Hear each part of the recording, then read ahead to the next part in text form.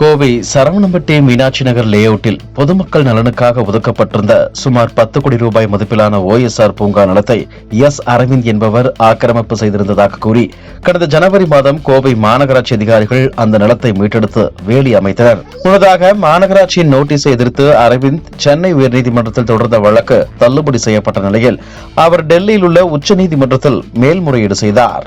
இந்த வழக்கில் கோவை மாநகராட்சி தரப்பில் வழக்கறிஞர் பூர்ணிமா கிருஷ்ணா மூலம் உச்சநீதிமன்றத்தில் பதில் மனு தாக்கல் செய்யப்பட்டுள்ளது.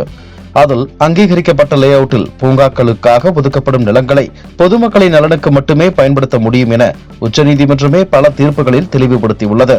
மனுதாரரின் நிலத்திற்கு செல்ல தனிப்பாதை இருக்கும்போது சுயநலத்திற்காக பொதுநலத்தை பயன்படுத்த அனுமதிக்க முடியாது.